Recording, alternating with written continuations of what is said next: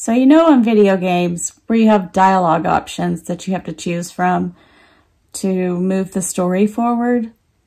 Well, that's a lot like autism to me. This is just for fun.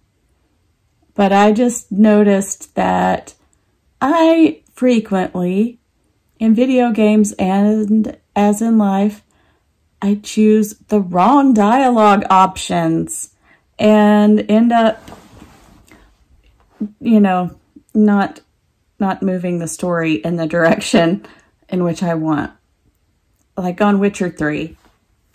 The first time I played Witcher 3, I chose the safer dialogue options and got the worst ending of the game. There were 3 possible endings. I got the worst one because I chose safe dialogue options. And so I had spent so much time on that too, because, or what felt like so much time, because I work 40 hours a week. And so I just kind of had to play whenever I could. So it was kind of stretched out over months. And when I finally finished, I was just like, okay, well, I guess I'll be playing that again immediately.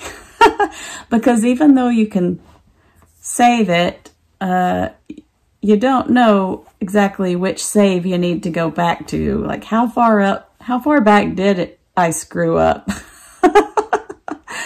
So you just kind of have to start over, which is okay because it's one of my favorite games and I play it like every year. But so dialogue options, I have frequently throughout my life chosen the wrong dialogue options. And I found that when I'm masking and trying to pick the option that I think someone would find acceptable, like the societal expectation or something that someone, what am I supposed to say here? What do they want me to say here? What's the etiquette? I will miss it. A lot of the time I will miss it. And then things just go really badly for me.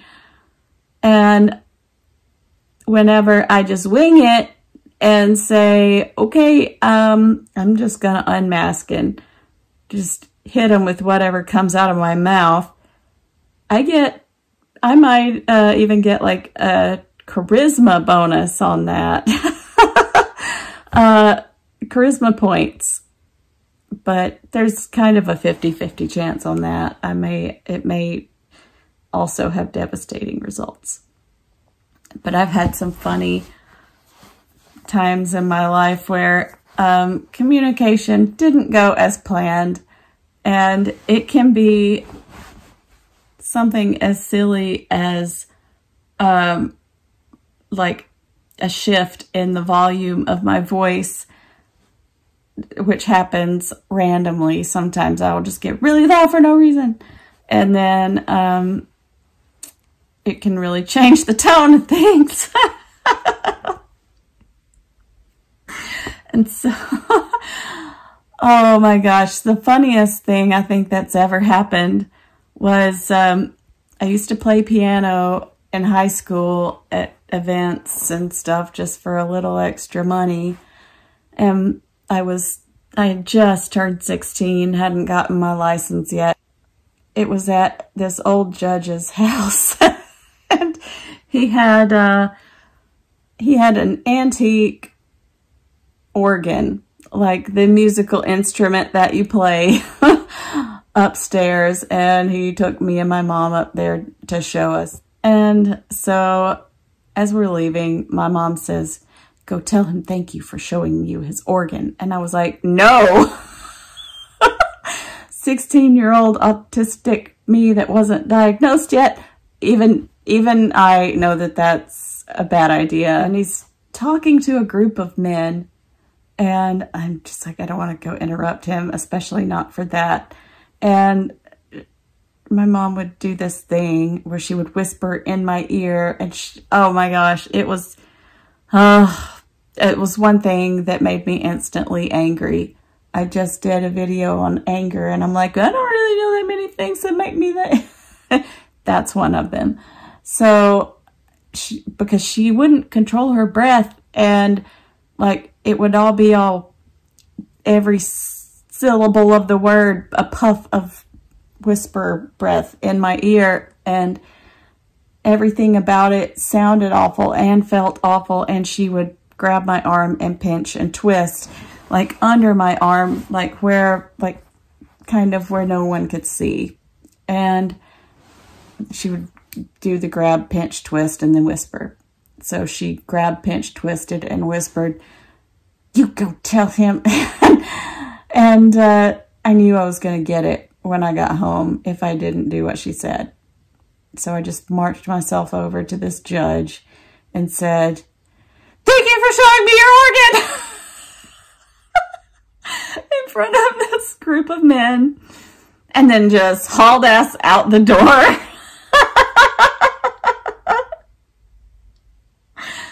It was so embarrassing.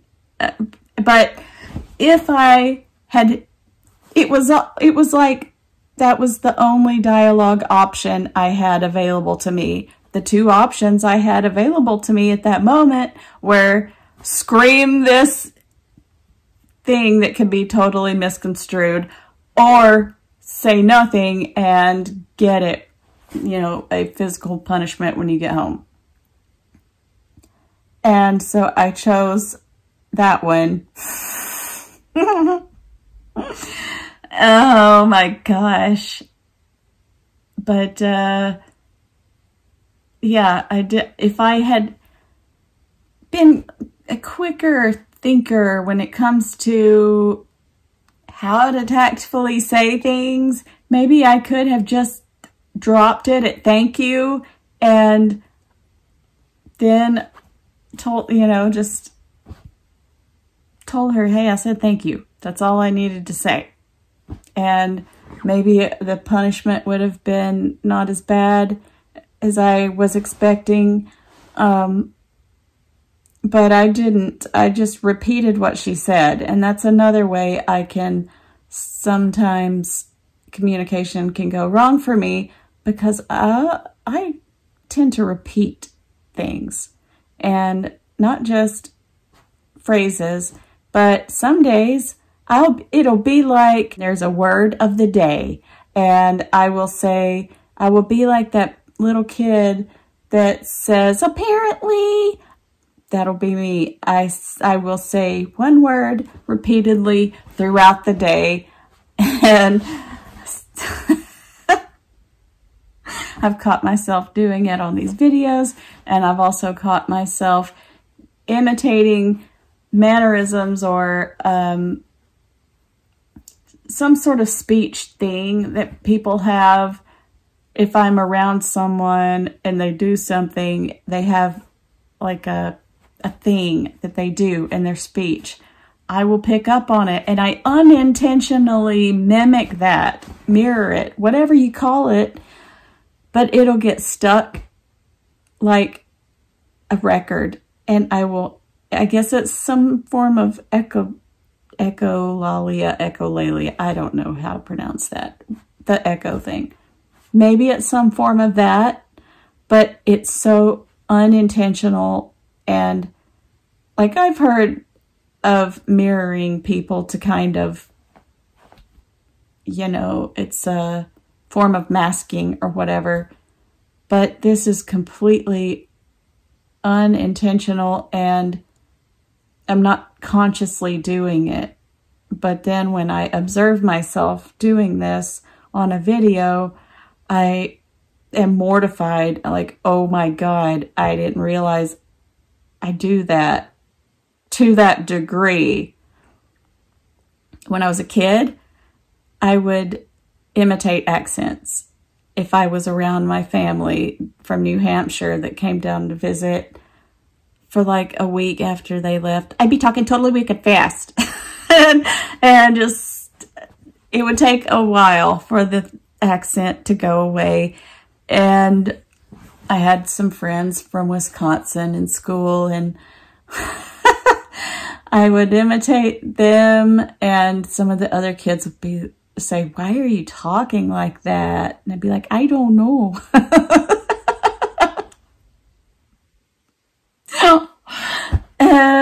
It's completely unintentional when I pick up on those things. Oh my gosh. And in college, I had a roommate that was originally from Wisconsin, but had lived in Montana for a long time.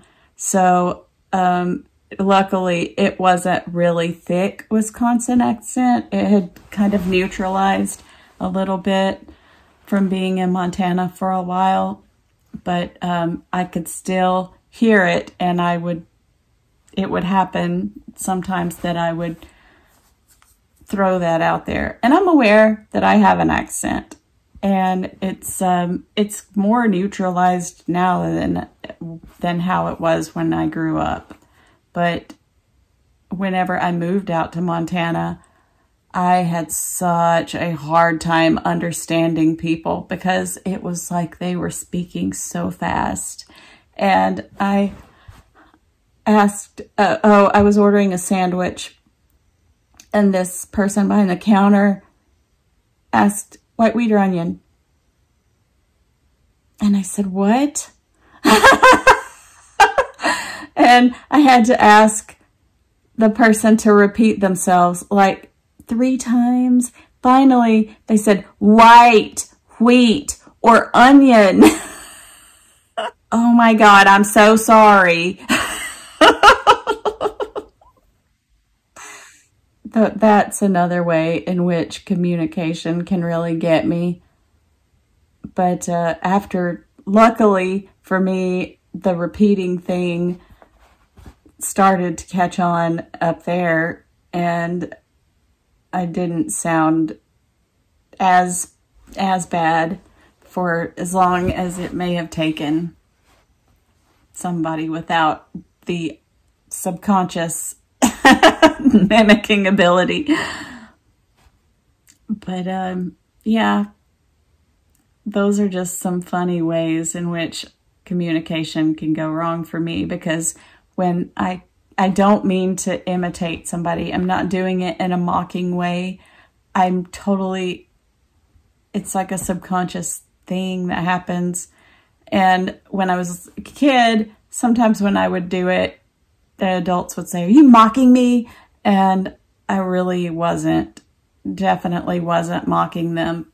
And now I'm afraid that somebody might think that I'm mocking them, but, might not be, confrontational and say, "Are you mocking me?"